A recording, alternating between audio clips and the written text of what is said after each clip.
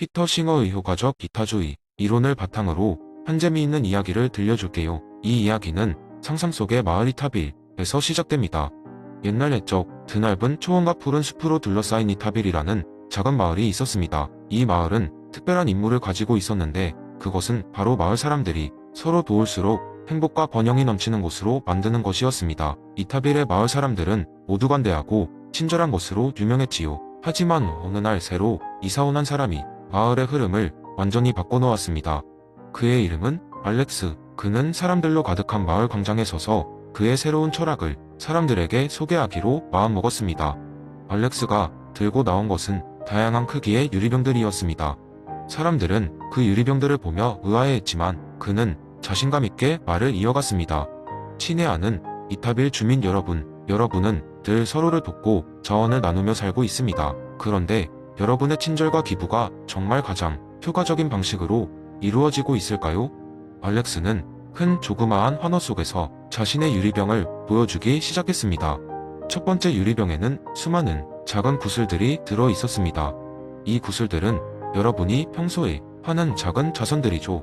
하지만 우리가 이 자선을 여러 곳에 퍼뜨리면 각 개인에게 돌아가는 혜택은 그리 크지 않습니다. 그는 두 번째, 세 번째 유리병을 들고 나왔습니다. 각각의 유리병에는 점점 더 커다란 구슬들이 들어 있었고 마지막 유리병에는 엄청나게 커다란 그이단 하나의 황금 구슬이 들어 있었습니다. 이것은 우리의 자원을 한 군데 집중해서 큰 변화를 만들어낼 수 있는 기회입니다. 효과적 기타주의에 힘이 여기 있죠. 마을 사람들은 처음엔 의아해했지만 곧 알렉스의 말에 큰 감명을 받기 시작했습니다. 각자 작은 기부를 할 때보다 함께 모여 필요한 곳에 집중했을 때 더 큰 결과를 가져올 수 있다는 것을 깨달은 것이지요. 그래서 이타빌은 새로운 방식으로 변하기 시작했습니다. 마을 회관에서는 주민들이 모여 가장 도움이 필요한 곳을 함께 찾아 기부하기 시작했습니다. 아프리카의 식량 부족 지역에 트럭을 보내고 질병에 시달리는 이웃 마을에 의사들을 파견하기 시작했습니다. 이타빌의 외부인들이 이 마을의 기적 같은 변화를 듣고 찾아왔습니다.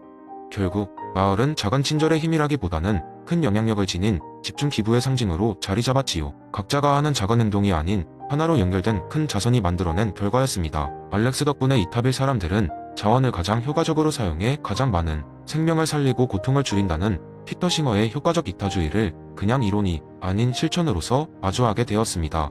그리고 그 결과 이타빌은 예전보다 더 행복한 곳이 되었답니다. 알렉스와 그의 유리병들 그리고 작은 마을의 이야기는 효과적 이타주의의 메시지를 사람들에게 전하며 오래오래 전해졌습니다. 그 후로도 이타빌 주민들은 기부할 때마다 알렉스의 황금 구슬을 떠올리며 진정한 이타주의의 의미를 새기곤 했습니다. 두 번째 이야기. 어느 날 철학자들과 학자들이 자주 모이는 한 작은 마을의 동네 카페에서 특별한 토론회가 열렸습니다. 토론회의 주제는 행위의 도덕성과 의도였고 이 마을의 독특한 철학적 캐릭터들인 앨리스와 밥이 토론의 주축을 맡고 있었습니다. 앨리스는 엘리자베스 앤스콤의 열렬한 팬이었으며 그녀의 철학적 견해를 마을 사람들에게 전달하기 위해 무대에 올랐습니다. 그녀는 현대 도덕 철학에서 앤스콤이 주장한 내용을 근거로 규칙 중심적 윤리학이 놓치고 있는 중요한 점들에 대해 이야기했습니다. 여러분, 우리는 모두 때때로 어려운 도덕적 딜레마에 직면하곤 합니다. 라고 앨리스는 시작했습니다. 예를 들어 친구가 거짓말을 해달라고 부탁할 때 우리는 어떻게 해야 할까요? 단순히 규칙만 따른다면 거짓말은 나쁘니까 거절할 것입니다. 하지만 앤스콤은 우리에게 행위자의 의도와 목적을 고려해야 한다고 가르칩니다. 그러자 밥이 반론을 제기했습니다. 하지만 앨리스, 그렇게 되면 도덕적 판단이 굉장히 주관적일 수 있지 않나요? 누군가는 그저 자신의 이기적인 의도를 합리화하려고 할지도 모릅니다. 앨리스는 미소를 지으며 대답했습니다. 맞아요, 밥. 그런 위험성은 존재합니다. 하지만 앤스콤의 견해에서는 행위의 맥락과 덕목을 중요시하기 때문에 그저 행동을 합리화하기보다는 그 행동이 어떠한 덕목을 표현하는지를 살핌으로써 더 깊은 이해를 추구하게 됩니다. 관객 중 한 사람이 손을 들고 물었습니다. 혹시 앤스콤의 목적론적 윤리가 적용된 실제 사례를 알고 있나요? 앨리스는 잠시 생각하더니 말했다. 그렇다면 제가 한 가지 흥미로운 이야기를 해드리겠습니다. 옛날 옛적 한 현자가 살고 있었습니다. 그는 마을 사람들의 갈등을 해결해주는 중재자 역할을 했습니다. 어느 날 두 사람이 그를 찾아왔습니다. 첫 번째 사람은 두 번째 사람이 자신의 땅을 침범했다고 주장했고 두 번째 사람은 그것이 실수였다고 주장했습니다. 현자는 두 사람의 주장을 듣고 나서 두 번째 사람에게 물었습니다. 당신은 정말 실수로 그랬나요? 아니면 의도적으로 그랬나요? 두 번째 사람은 얼굴을 붉히며 대답했습니다. 사실 작은 땅덩어리 하나쯤은 괜찮겠지 하는 마음이 있었습니다. 현자는 이에 대해 말했다. 중요한 것은 너의 행동이 가져온 결과보다는 그 행동을 통해 내가 무엇을 이루고자 했는지를 이해하는 것이다. 너의 행동은 신뢰라는 덕목을 저버린 것이다. 이렇게 현자는 두 번째 사람에게 신뢰를 회복할 수 있는 방법을 제시했고 결국 두 사람은 서로 화해하고 친구가 되었습니다. 이 사건을 통해 마을 사람들은 단순히 결과만을 중시하는 것이 아니라 그 뒤에 숨은 의도와 목적, 그리고 그로 인해 표현되는 덕목을 중시하는 법을 배우게 되었습니다. 이 이야기를 듣고 난 후 관객들은 박수를 치며 앨리스를 환호했습니다. 그들은 앤스콤의 철학이 실제로 얼마나 중요한지 그리고 일상생활에 어떻게 적용될 수 있는지를 이해하게 되었습니다. 밥도 고개를 끄덕이며 인정했습니다. 앨리스, 당신의 견해가 많은 사람들에게 큰 통찰을 준 것 같아요.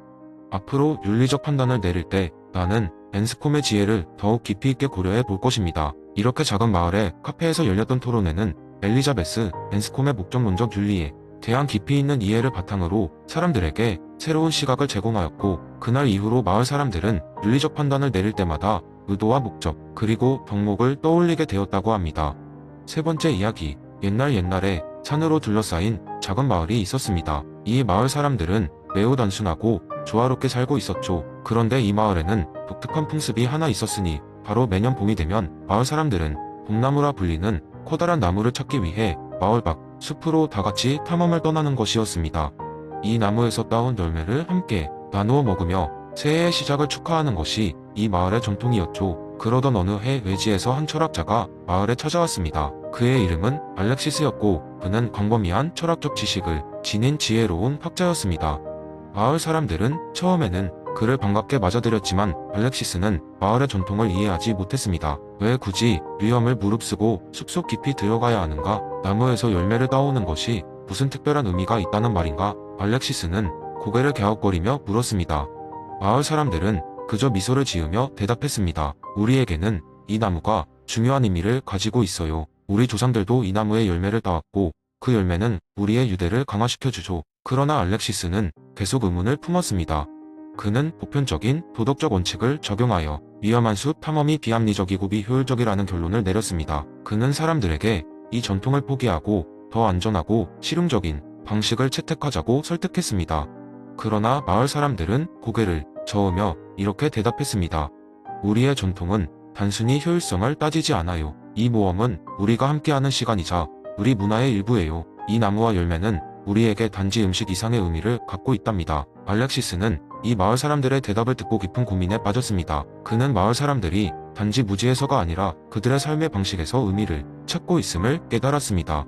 그들의 도덕적 판단은 외부의 보편적 기준이 아니라 그들 고유의 문화와 경험에 깊이 뿌리내린 것이었습니다.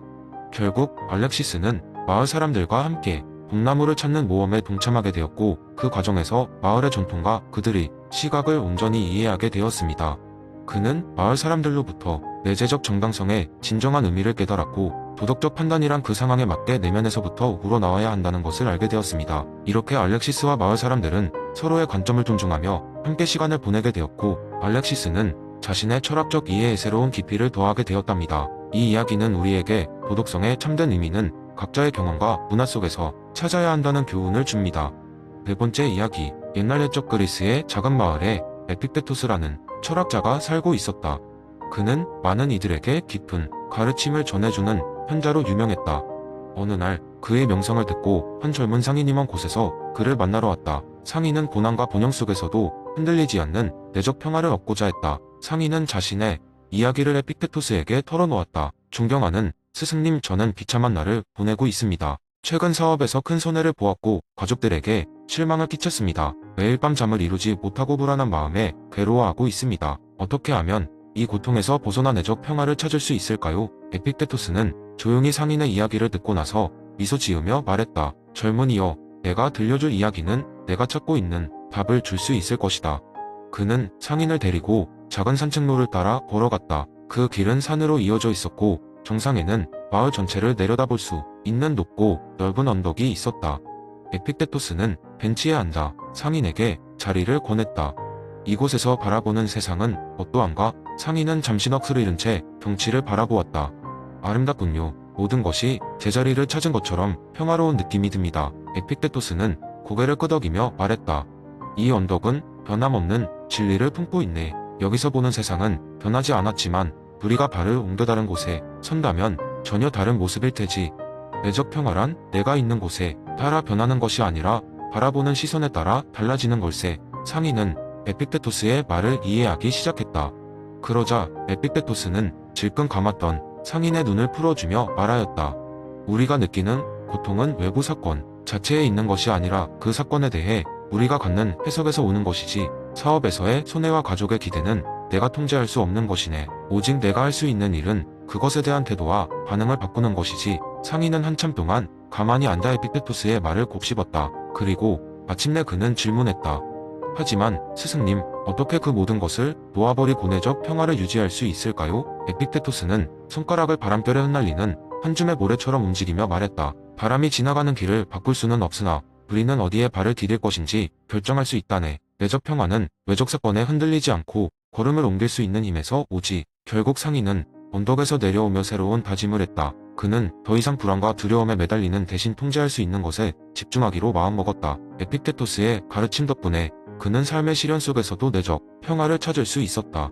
그 후로도 이 작은 마을에서는 에픽테토스의 지혜가 사람들 사이에 전해져 내려왔고 많은 이들이 그의 가르침을 통해 내적 평화를 찾았다 한다. 이 이야기는 오늘날에도 사람들에게 깊은 영감을 주며 외적인 사건이 아닌 내적인 반응에 주목하라는 중요한 메시지를 지속적으로 전하고 있다.